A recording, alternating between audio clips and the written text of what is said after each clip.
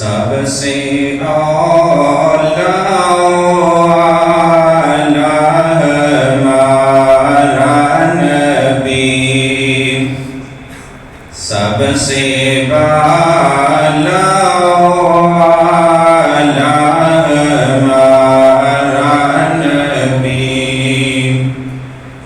خلق سے اولیاء سے رسول، خلق سے اولیاء سے رسول، سب رسولوں سے اعلیٰ ہمارا نبی، سب سے اعلیٰ ہمارا نبی۔ اور کون دیتا ہے دینے کو منہ چاہیے، کون دیتا ہے دینے کو منہ چاہیے، دینے والا ہے سچا ہمارا نبی، دینے والا ہے سچا ہمارا نبی۔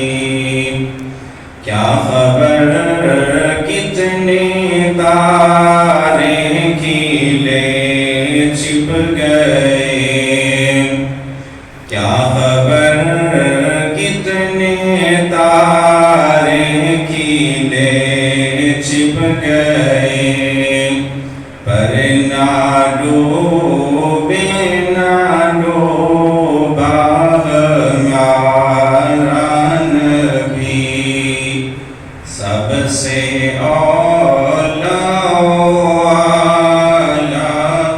ہمارا نبی۔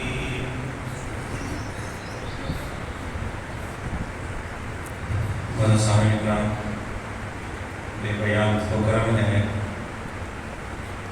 ذات وحدہ لا شریک کا، جس نے ہمیں باصاف ہو کر اپنے پاک گھر کی حاضری نصیب فرمائی۔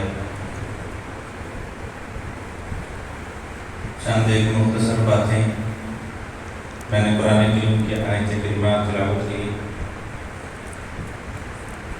پروردگار نے ارشاد فرمایا، تِلْکَ الرُّسُلُ فَضَّلْنَا بَعْضَهُمْ عَلَى بَعْضٍ۔ اللہ رب العزت ارشاد فرماتا ہے کہ ہم نے نبیوں کو پیدا کیا، رسولوں کو پیدا کیا، تخلیق کیا، سبھی کو ایک جیسا مرتبہ عطا ہم نے نہیں کیا۔ بعض انبیاء کو بعض نبیوں پر ہم نے فضیلت دی ہے، بعض نبیوں کو ہم نے بعض پر فضیلت دی ہے۔ تو دیکھنا یہی ہے کہ فضیلت کس نبی کو کس نبی پر ہے۔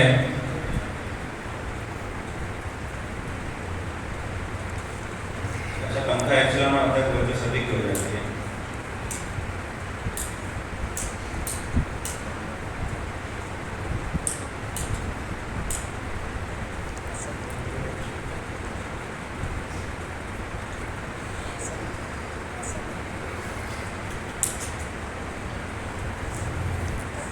اللہ رب العزت نے ارشاد فرمایا کہ ہم نے بعض نبیوں کو بعض نبیوں پر فضیلت دی ہے۔ تو ہم جناب آدم کی پاک بارگاہ میں جاتے ہیں، ہم نے دیکھا کہ دیکھتے ہیں کس نبی کو فضیلت ہے۔ جناب آدم کی پاک بارگاہ میں گئے، ہم نے دیکھا کہ جناب آدم کو کیا فضیلت ہے۔ تو ان کی فضیلت دیکھنے کے لیے میں نے قرآن کھولا۔ قرآن کہتا ہے اللہ رب العزت نے ان کی فضیلت کو عیاں کرنے کے لیے، بیان کرنے کے لیے فرشتوں کو حکم دیا کہ آدم کو سجدہ کرو۔ یہ فرشتوں کا آدم کو سجدہ کرنا بہت بڑی فضیلت ہے۔ میں نے کہا یہ جناب آدم کی فضیلت ہے، یہ بہت بڑی فضیلت ہے، شاید کسی اور کو نہ ملے۔ لیکن میں نے تھوڑا آگے چل کر دیکھا تو جناب آدم اللہ رب العزت کی بارگاہ میں گڑ گڑاتے نظر آئے، روتے نظر آئے، معافی مانگتے نظر آئے، لیکن اللہ فرماتا ہے کہ آدم میں نے معاف نہیں کرنا۔ جناب آدم زمین پر آئے، روتے رہے، اتنا روئے کہ زمین تر ہو گئی۔ جس جگہ پر کھڑے ہو کر روتے زمین تر ہو جاتی، آپ کی داڑھی مبارک، آپ کے کپڑے مبارک آپ کے آنسوں سے تر ہو جاتے، لیکن اللہ رب العزت کی طرف سے یہی آواز آتی ہے آدم معافی نہیں ملے گی۔ جناب آدم نے رو کے دیکھ لیا، میں نے دیکھا کہ جناب آدم کی فضیلت تھی تو پھر رونے سے بھی دعا قبول نہ ہوئی۔ حالانکہ اللہ رب العزت کا ارشاد ہے کہ اگر کوئی بندہ میرے خوف میں ایک آنسو بھی بہا دے، اس کا آنسو زمین پر نہیں گرے گا، میں اللہ رب العزت اس کے سارے گناہ معاف فرما دوں۔ اس فضیلت کے باوجود جناب آدم نے رو رو کے زمین تر کر دی، لیکن اللہ رب العزت کی طرف سے ایک ہی آواز کہ اے آدم میں نے معاف نہیں کیا۔ اچانک جناب آدم کے ذہن میں یہ بات آتی ہے کہ میں نے عرش پر دیکھا تھا کہ عرش کے پائے پر لکھا ہے اللہ کے نام کے ساتھ ایک اور بھی نام لکھا ہے۔ ان کے ذہن میں یہ بات آتی ہے کہ اللہ رب العزت رفعتوں کا مالک، شانوں کا مالک، تو کوئی چھوٹا نام اللہ کے نام کے ساتھ آ نہیں سکتا، تو کیوں نہ اس نام کا صدقہ دیا جائے۔ جناب آدم نے اس بار رونے کی بجائے چہرے پر مسکراہٹ لا کر ہاتھ اٹھا لیے، اللہ رب العزت کی بارگاہ میں عرض کرتے ہیں اے پروردگار اس بار میری دعا الگ ہے، پہلے کی طرح رو کر نہیں مانگوں گا، گڑ گڑا کر نہیں مانگوں گا۔ اے آدم کہنا کیا چاہتا ہے؟ جناب آدم نے ہاتھ کھڑے کیے، عرض کیا پروردگار میں نے رو کے دیکھ لیا دعا قبول نہ ہوئی، گڑ گڑا کے دیکھ لیا دعا قبول نہ ہوئی، اے پروردگار آج میں دعا مانگتا ہوں اس نام کے وسیلہ کے ساتھ جس کا نام تیرے نام کے ساتھ لکھا ہوا ہے۔ اللہ رب العزت نے فوری دعا قبول فرما لی، فوری دعا قبول ہو گئی۔ اب میں نے دیکھا کہ جناب آدم کی بڑی فضیلت کہ فرشتوں نے بھی سجدہ کیا، لیکن وہ بھی میرے نبی کے محتاج نکلے۔ میں نے عرض کیا پروردگار دعا ہی قبول کرنی تھی، تو جناب آدم نے رو کے دیکھ لیا، سجدہ کر کے دیکھ لیا، رکوع کر کے دیکھ لیا، گڑ گڑا کے دیکھ لیا، لیکن دعا قبول نہ کی۔ دعا ہی قبول کرنی تھی تو ویسے ہی کر لیتا، میرے نبی کے نام کے وسیلہ سے، کیونکہ اللہ رب العزت کی طرف سے یہ فرمانے عالی شان آیا کہ اے بندے میں بتانا چاہتا ہوں، میں زمانے کو بتانا چاہتا ہوں کہ اگر کوئی نبی بھی ہو، اگر وہ میرے حبیب کا وسیلہ نہ لے کر ہے میں دعا قبول نہیں کیا۔ اگر کوئی نبی بھی ہو میرے حبیب کا وسیلہ ضرور لینا پڑے گا۔ میں نے دیکھا کہ ان کی یہ فضیلت، لیکن ان کو بھی میرے نبی کا وسیلہ لینا پڑا۔ جناب داؤد کی بارگاہ میں آئے، ان کی فضیلت کو دیکھیں۔ قرآن کہتا ہے کہ جناب داؤد کا یہ معجزہ تھا، لوہے کو ہاتھ میں پکڑتے لوہا پگھل جاتا، لوہے کو ہاتھ میں پکڑتے لوہا پگھل جاتا، جو شیپ دینا چاہتے وہی شیپ دے دیتے۔ میں نے کہا چلو یہ جناب داؤد کی فضیلت، یہ بڑی فضیلت ہے کہ ایک لوہا بغیر مشینری کے، بغیر آگ کے، صرف ہاتھ لگانے سے پگھل جائے، یہ بڑی فضیلت ہے۔ لیکن جب میں نے دیکھا کہ وہی جناب داؤد وہ لوہے کو پگھلاتے کیسے ہیں، میں جناب امام عالی مقام کی پاک بارگاہ میں عرض کی، جناب آپ بتلائیے جناب داؤد کیسے پگھلاتے تھے؟ آپ فرماتے ہیں کہ ایک مرتبہ جنگ کے دوران جناب نے ایک زرہ پہنی، ایک زرہ پہنی، لوہے کی زرہ. جب پہنی تو وہ زرہ بڑی تھی. کسی دوست نے کہا جناب اگر یہ پوری ہوتی نا تو کیا ہی بات تھی، لیکن اب یہ بڑی ہے، جنگ میں آپ کو تنگ کرے گی، جنگ نہیں کرنے دے گی. اگر یہ پوری ہوتی تو کیا ہی بات تھی. میرے امام نے اس زرہ کو پکڑا، کہا بتا کہاں سے اس کو کاٹوں. اس نے کہا جناب یہاں سے کاٹ دیجئے. میرے امام نے کوئی اوزار نہیں پکڑا، کوئی اوزار نہیں پکڑا، صرف اپنا ہاتھ لگایا، زرہ کو جہاں یہاں سے کہتا گیا. میرے امام اس زرہ کو کاٹتے گئے ہاتھوں کے ساتھ. اس بندے نے عرض کی اے امام میں نے سنا تھا جناب داؤد کا معجزہ ہے، یہ جناب داؤد کی فضیلت ہے، یہ تو صرف وہی کر سکتے ہیں، آپ نے کیسے کر لیا؟ تو میرے امام نے کہا جناب داؤد میرے نانا کا نام لے کر کرتے تھے، میں نواسا کر رہا. تو میں نے دیکھا کہ جناب داؤد کی بڑی فضیلت، لیکن وہ بھی میرے نبی کے محتاج نکلے. جناب موسیٰ کی بارگاہ میں گئے. قرآن کہتا ہے کہ عصا اپنا ڈنڈا پتھر پر مارا، 12 چشمے جاری ہو گئے. میں نے کہا بڑی فضیلت ہے، بڑی فضیلت ہے کہ صرف عصا پتھر پر مارنے سے 12 چشمے جاری ہو جائیں، چھوٹی بات نہیں. یہ صرف نبی کی فضیلت ہوا کرتی ہے، یہ بڑی فضیلت ہے. لیکن جب قرآن سے پوچھا کہ انہوں نے یہ کیا کیسے، یہ 12 چشمے کیسے جاری ہو گئے، میں نے مسلم شریف کھولی. مسلم شریف کے اندر صحابہ فرماتے ہیں کہ جناب موسیٰ عصا مارتے 12 چشمے جاری ہو جاتے. لیکن میرے نبی کی فضیلت یہ ہے کہ اگر اپنی انگلیاں پیالے کے اندر رکھ دیتے تو انگلیوں سے چشمے جاری ہو جاتے. پھر صحابہ فرماتے ہیں کہ جناب موسیٰ آپ عصا مارتے زمینی پانی نکلا کرتا تھا، لیکن جب میرے نبی کی انگلیوں سے پانی نکلتا. صحابہ فرماتے ہیں ہم نے دنیا گزاری ہے، زندگی گزاری ہے، دنیا پھر کے دیکھ لی، ہر چشمے کا پانی پی کے دیکھ لیا، ہر ندی کا پانی پی کے دیکھ لیا، ہر سمندر سے پی کے دیکھ لیا، ہر دریا سے پی کے دیکھ لیا، لیکن جو ذائقہ، جو ٹھنڈک میرے نبی کے ہاتھ کے نکلنے سے جو پانی کے چشمے جاری ہوتے تھے، فرماتے ہیں جو ذائقہ آپ کے ہاتھوں سے نکلنے والے پانی کا تھا دنیا میں کسی چشمے کا نہ تھا.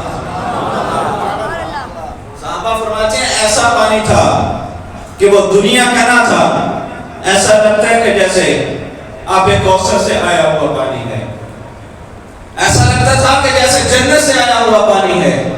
آؤ میرے صحابہ، میرے نبی کے صحابہ کی بھی بات کرتا جاؤں. جناب موسیٰ علیہ السلام آپ نے اپنی امت کو حکم دیا، صحابہ کو اکٹھا کیا، جنگ پر جانا ہے.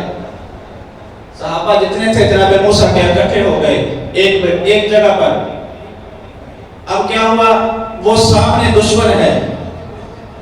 دشمن کو دیکھ کر جناب موسیٰ علیہ السلام کے امتی، ہم بڑے خوش قسمت ہیں، ہمیں نبی بھی وہ ملے ہیں جو اللہ کے حبیب ہیں، ہمارے صحابہ بھی وہ ہیں کہ جو حضور کے ایک ایک لفظ پر اپنی جانیں قربان کر دیتے ہیں.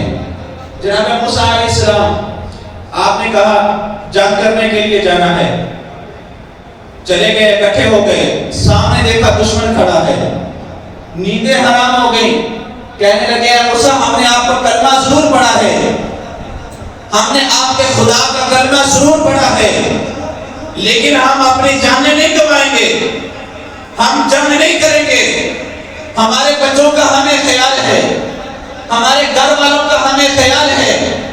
وہ سامنے دشمن کھڑا ہے، وہ سامنے میدان ہے، آپ لڑیں یا آپ کا اللہ جا کر لڑے. یہ قرآن کہہ رہا ہے. جناب موسیٰ کی امت نے کہا وہ میدان، وہ سامنے دشمن، ہم نہیں لڑیں گے. وہ دشمن ہے، وہ میدان ہے، آپ لڑیں یا آپ کا خدا لڑے. لیکن رب کعبہ کی قسم، مسلم شریف کے حدیث مبارکہ، بخاری شریف میں بھی موجود، میرے نبی کے صحابہ ایک جنگ سے واپس آئے، ابھی گھروں میں قدم رکھا ہی تھا غذا نہیں اتاری تھی، جنگ کا سامان نہیں اتارا تھا. 3 مہینے جنگ میں لگا کر آئے ہیں، پورے 3 مہینے گھر سے باہر، بیوی بچوں سے باہر، میدان جنگ سے واپس آ رہے ہیں. ابھی قدم گھر میں رکھا ہی تھا، ادھر سے جبریل امین حضور پر وحی لے کر آ جاتے ہیں. عرض کرتے ہیں یا رسول اللہ، اللہ رب العزت فرماتا ہے کہ وہ فلاں جنگ پر جانا ہے اور ابھی کے ابھی جانا ہے. ابھی صحابہ نے قدم رکھے ہی ہیں. کئی صحابہ کے گھر دور تھے، وہ ابھی گھروں میں بھی داخل نہ ہوئے تھے. میں بخاری شریف پڑھ رہا ہوں، ابھی گھروں میں بھی داخل نہ ہوئے تھے. میرے نبی نے اعلان فرمایا، جناب بلال کو حکم دیا منادی کر دی جائے، اعلان کر دیا جائے، سارے صحابہ اکٹھے ہو جائیں. صحابہ سارے اکٹھے ہو گئے. صرف یہی کہنا تھا کہ رسول اللہ نے بلایا ہے. سارے صحابہ اپنا اپنا سامان جیسے تھا ویسے لیا واپس آ گئے. کہا ایک لمحہ بھی دیر نہیں کریں گے. حضور کی بارگاہ میں حاضر ہو گئے. حضور صلی اللہ علیہ وسلم نے مشورہ فرمایا. حالانکہ یہ اللہ کا حکم تھا لیکن پھر بھی مشورہ، یہ مشورہ بھی ایک بہت بڑا موضوع ہے، انشاءاللہ اس پہ بھی بات کریں گے. تو مشورہ فرمایا، کہنے لگے اللہ رب العزت کی طرف سے حکم آیا ہے کہ جنگ پر جانا ہے. تو صحابہ کا ایمان تو دیکھیے، صحابہ نے یہ نہیں کہا حضور ابھی تو واپس آ گئے، ابھی تو گھروں میں قدم نہیں رکھا، ابھی تو اپنے بچوں کو پیار تک نہیں دیا ہم نے، ابھی تو گھر والوں کا منہ تک نہیں دیکھا ہم نے. یہ نہیں فرمایا. صحابہ کرام نے یک بار کی ہاتھ اٹھا کر کہا لبیک یا رسول اللہ، یا رسول اللہ ہم حاضر ہیں، صرف جنگ کے لیے نہیں، آپ ہمیں دریاؤں میں اترنے کے لیے کہیں، ہم اپنے گھوڑے دریاؤں میں اتار دیں گے. آپ صحرا میں جنگ کرنے کے لیے کہیں، ہم صحرا میں اپنے گھوڑے دوڑا دیں گے. حتیٰ کہ صحابہ کرام نے کہا یا رسول اللہ صلی اللہ علیہ وسلم آپ ہمیں جہاں حکم کریں ہم جنگ پر جانے کے لیے تیار ہیں. رب کعبہ کی قسم یہ مقام ایسے نہیں مل جایا کرتے. اللہ کے حبیب کے ساتھ محبت کر کے جو صحابہ نے اپنا مقام حاصل کیا ہے، رب کعبہ کی قسم دنیا ختم ہو جائے گی، صدیق اکبر کا نام کوئی نہیں مٹا سکے گا. دنیا ختم ہو جائے گی، عمر فاروق کا نام کوئی نہیں مٹا سکے گا. دنیا ختم ہو جائے گی، عثمان غنی کا نام گونجتا رہے گا. دنیا ختم ہو جائے گی، حیدر کرار کا نام گونجتا رہے گا. یہ دنیا کا مقام ہے. رب کعبہ کی قسم کل قیامت کا دن ہوگا، میرے نبی کے صحابہ سے اللہ فرمائے گا اے میرے نبی کے صحابہ، اے میرے حبیب کے صحابہ، یہ امت کھڑی ہے، جس امتی کی طرف اشارہ کرتے جاؤ گے میں جنت میں داخلہ دیتا جاؤں گا، میں جنت میں داخلہ دیتا جاؤں گا. باتیں بڑی تھی. حضرت موسیٰ علیہ السلام کا ایک امتی، چونکہ میں نے نام محمد کا موضوع شروع کیا ہے، تلک الرسل فضلنا بعضهم علی بعض کے تحت ہم بڑے خوش قسمت ہیں کہ ہمیں نبی ملے ہیں. نبی بھی کوئی عام نہیں. جناب موسیٰ کا امتی کوئی گناہ کرتا دروازے پر لکھ دیا جاتا یہ چور ہے، یہ ڈکیٹ ہے، یہ زانی ہے. لیکن جب نبی کی باری آئی، اللہ رب العزت نے فرمایا اے حبیب آپ کے امتی گناہ کر کے گھر آ جائیں دروازے پہ نہیں لکھو گا، بلکہ وہ نفل ادا کریں، تازہ وضو کریں. اچھا وضو کرنے کے بعد بڑے گناہ کر لیے، چوری کر کے آیا ہے، زانی زنا کر کے آیا ہے، ڈکیٹی کر کے آیا ہے، کسی کا حق مار کے آیا ہے، لیکن جب وہ بندے سے اپنی معافی کروا کے، جب حقوق اللہ میں کوئی کمی کر کے 2 نفل ادا کر لے، اچھا وضو کرے، 2 نفل ادا کر لے، تو میں اللہ رب العزت دروازے پہ نہیں لکھوں گا یہ چور ہے، یہ ڈکیٹ ہے، میں اس کے عیب چھپالوں گا. صرف وہ وضو کرے، نفل ادا کرے، میری بارگاہ میں توبہ کرے، میں اللہ رب العزت سارے گناہ معاف کرتا ہوں. یار پہلی امتیں دروازے پر نام لکھ دیا جائے یہ ڈکیٹ ہے، یہ چور ہے، یہ زانی ہے. ہم کتنے خوش قسمت ہیں. میں اپنی گفتگو کو سمیٹنا چاہوں گا. جناب موسیٰ علیہ السلام، آپ کی قوم کا ایک فرد فوت ہو گیا، محلے والوں نے اٹھایا، انگلی پر پھینک دیا، محلے والوں نے اٹھایا اس کو روڑی پر پھینک دیا. یہ جناب محمد صلی اللہ علیہ وسلم اپنے صحابہ کو یہ تنبیہ فرما رہے ہیں، یہ خود سنا رہے ہیں کہ بنی اسرائیل کا ایک بندہ تھا، جناب موسیٰ علیہ السلام کی امت کا ایک بندہ، جب مر گیا گاؤں والوں نے روڑی پر پھینک دیا۔ یار آج ہم بھی مرتے ہیں، آج کوئی جانور بھی مرتا ہے، جانور مر جائے تو گھسیٹ کر روڑی پر پھینک دیا جاتا ہے، لیکن رب کعبہ کی قسم ساری زندگی بندہ گناہ کرتا رہے، ساری زندگی پاپ کرتا رہے، اللہ کی نافرمانی کرتا رہے، اب بندہ مر گیا، اس کی روح قبض ہو گئی، اللہ رب العزت نے یہ نہیں فرمایا اس کو روڑی پر پھینک دیا جائے، اللہ کے حبیب نے یہ نہیں فرمایا اس کو روڑی پر پھینک دیا جائے، بلکہ فرمانے عالی شان یہ ہے کہ جتنا مرضی گناہگار ہے لیکن یہ میرا شاہکار ہے، اس کو نہلایا جائے، اچھے طریقے سے نہلا کر اچھا لباس دیا جائے، پھر اچھا لباس دے کے ایک دو بندے نہیں بلکہ پورے 4 بندے اس کو 4 پائی پر اٹھا کر کندھا دے کر جائیں۔ یار اپنے دل کے اندر یہ بات کو ڈال کر اپنے گریبان میں نظر ڈال کر تو دیکھ کہ کیا ہے تیرے اندر، کیا نیکی کی ہے تو نے تو تجھے یہ صلہ مل رہا ہے۔ امام کعبہ بھی ہو تیری 4 پائی کے پیچھے ہوتا ہے، آگے تیرا جنازہ ہوتا ہے، پیچھے امام کعبہ چل رہا ہے۔ وقت کا ایمان بھی ہو تیرا جنازہ آگے ہے، پروٹوکول کو دیکھو اللہ نے کیا دیا ہے، یار ایسا پروٹوکول کہ ساری زندگی گناہ کرتا رہے، ساری زندگی نافرمانی میں گزار دے، پھر بھی اللہ رب العزت نے یہ نہیں فرمایا کہ روڑی پر پھینکو، بلکہ پروٹوکول یہ دیا ہے کہ جتنے محلہ دار ہیں سبھی اس کے جنازے میں شامل ہو جائیں۔ پھر یہی نہیں، گناہگار تو وہ ہے، فرمایا کہ سارے محلہ دار مل کر اس بندے کے لیے دعا کر دیں کہ اے پروردگار اس کو معاف فرما دے، میں اس کے گناہوں کی طرف نہیں دیکھوں گا، اس کی نافرمانی کی طرف نہیں دیکھوں گا، بلکہ محلے والوں کی دعا پر اس کے سبھی سارے گناہ معاف کر دوں۔ یار ایسا پروٹوکول بھی چاہیے کہ ساری زندگی گناہ کرنے کے بعد صرف محلہ داروں کی، صرف محلے والوں کی گواہی پر اللہ سارے گناہ معاف فرما دے۔ پھر فرمایا کہ اس کے نہیں، اس کے گناہ تو سارے معاف ہو گئے، محلہ والوں نے کہہ دیا میں جتنے بندے اس کا جنازہ پڑھنے کے لیے آئے ہیں میں ان سب کی بھی بخشش فرما دی۔ ایسا کوئی رحیم ہے دیکھا ہے کسی نے؟ ایسا کوئی کریم کسی نے دیکھا ہے؟ ایسا سخی کسی نے دیکھا ہے کہ ساری زندگی گناہ کر کے بھی ایک بار آ کر اللہ کے در پہ جھک جاؤ اللہ سارے معاف کر دے؟ یا 60 سال بندہ گناہ کر لے، 100 سال بندہ نافرمانی کرے، صرف ایک لمحہ کے لیے اللہ کی بارگاہ میں حاضر ہو کر اپنی شرمندگی دکھاتے ہوئے اللہ کی بارگاہ میں توبہ کر لے، یا پچھلے 100 سال کے گناہ معاف ہو جائیں۔ بہرحال اپنی بات کو ختم کرنا چاہوں گا۔ حضرت موسیٰ علیہ السلام کو امتی کو روڑی پر پھینک دیا، اللہ رب العزت نے جبریل امین کو بھیجا، جبریل جا میرے نبی کے پاس، جناب موسیٰ کے پاس، اے پروردگار کیا حکم لے کے جانا ہے؟ کہا میرے نبی سے کہنا، جناب موسیٰ سے کہنا فلاں شہر میں چلے جائیں، فلاں بستی میں، فلاں محلہ میں، فلاں روڑی پر میرا ایک بندہ پڑا ہوا ہے، میرا ایک بندہ اس روڑی پر پڑا ہوا ہے۔ جبریل امین حضرت موسیٰ علیہ السلام کی بارگاہ میں اللہ رب العزت کا پیغام پہنچا دیا۔ اب جناب موسیٰ بجائے اس کے کہ وہاں جاتے اللہ رب العزت سے باتیں کرنا شروع کی، اے پروردگار میں وہاں چلا جاتا ہوں، میرے لیے حکم کیا ہے؟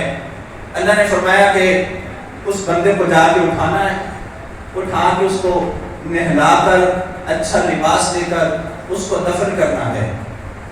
جناب موسیٰ چل دیے، جب وہاں پہنچے تو روڑی پر دیکھا جا کر بندہ واقعی پڑا ہوا ہے، لیکن جب آپ اٹھانے لگے نا اس بندے کو تو محلے والوں نے کہا جناب آپ اس کو اٹھا رہے ہیں، زندگی میں ایک لمحہ بھی ہم نے اس کو نیکی کرتے ہوئے نہیں دیکھا، اس کی 100 سال کی زندگی ہے، 100 سال کے بعد یہ بنائے، لیکن ہم نے ایک لمحہ بھی اس کو نیکی کرتے نہیں دیکھا۔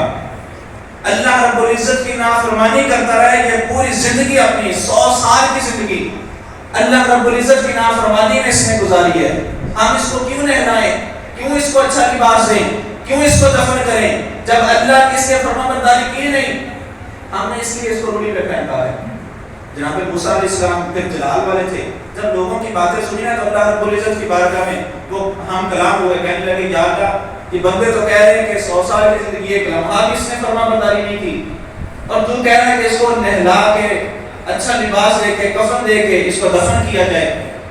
اللہ رب العزت نے فرمایا موسیٰ جو میں نے کہا پہلے وہ کر، یہ باتیں کرتے ہوئے دیر ہو جائے گی، تجھے پتہ نہیں میرا شاہکار یہ میرا بندہ گھڑی پر پڑا ہوا ہے اور مجھے باتوں کی پڑی ہوئی ہے۔ جناب موسیٰ نے اس کو نہلا کر اس کو کفن دے کر اس کو دفن کر دیا۔ اب پھر اللہ رب العزت کی بارگاہ میں ہم کلام ہوئے، اے پروردگار تو نے کہا تھا کہ اس کو کفن دے کر نہلا کر دفن کر دے پھر بات کرنا، اب میں فارغ ہو چکا، اے پروردگار بتا 100 سال کا بندہ 100 سال اس نے زندگی گزاری، ایک لمحہ بھی تیری فرمانبرداری نہیں کی، آخر کس وجہ سے اس بندے پر یہ عظمت، اس بندے کی یہ شان، اس پر یہ انعام و کرام، کس وجہ سے؟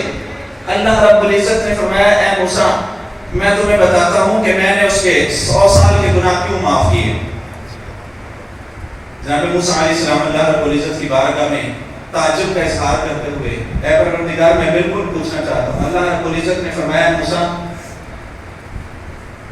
یہ بندہ 100 سال کا گناہگار تھا، 100 سال کا پاپی تھا، اس نے واقعتاً ایک لمحہ بھی میری فرمانبرداری نہیں کی، لیکن اس کے اندر ایک ایسا کام تھا، اس نے ایک ایسا کام کیا تھا جس کی وجہ سے میں نے 100 سال کے گناہ معاف کر دیا۔ پروردگار کو کون سا کام؟ اللہ رب العزت نے فرمایا اے موسیٰ یہ 100 سال کا گناہگار تھا، ایک بار اس نے تورات کھولی، جب اس نے تورات کھولی تورات پڑھتے پڑھتے رات کا اندھیرا تھا، ایک کمرہ تھا اس کے اندر صرف یہی موجود تھا اور کوئی بندہ نہ تھا، تنہائی کے عالم میں اس نے تورات کھولی، جب تورات کھولی پڑھنے لگا، اس کو تورات پڑھنی نہ آئی لیکن چلتے چلتے انگلی پھیرتا گیا، تورات کی لائنوں پر انگلی پھیرتا گیا، ایک جگہ پر آ کر رک گیا، اس کو لگا کہ یہ کوئی نام جو لکھا ہوا ہے یہ کوئی عام نام نہیں، یہ بڑی عظمت والا نام ہے، اس نے وہاں رک کر میرے حبیب کے نام کو چوم کر آنکھوں سے لگایا تھا۔ میں اللہ رب العزت کی رحمت کو یہ گوارا نہ کیا، میری کبریائی نے یہ گوارا نہ کیا، میری رحمت نے یہ گوارا نہ کیا کہ 100 سال کا گناہگار ہی کیوں نہ ہو لیکن میرے حبیب کے نام کو چوم کر آنکھوں سے لگا دیا۔ تو میں اے موسیٰ اس کے صرف یہی کام سے میں نے 100 سال کے گناہ معاف کر دیے۔ سبحان اللہ سبحان اللہ سبحان اللہ۔ صرف ایک بار نام محمد چومنے سے تو میں اس کے 100 سال کے گناہ معاف کر دیے۔ تو سوچے نا یار ہم کتنے خوش قسمت ہیں کہ ہم تو حضور کے امت ہی ہیں، لیکن صرف اپنے اندر اگر ضرورت ہے تو محبت کو پیدا کرنے کی ضرورت ہے۔ دعا ہے اللہ رب العزت کی بارگاہ میں کہ اللہ رب العزت ہمارا قدم با قدم چل کر اپنی بارگاہ میں قبول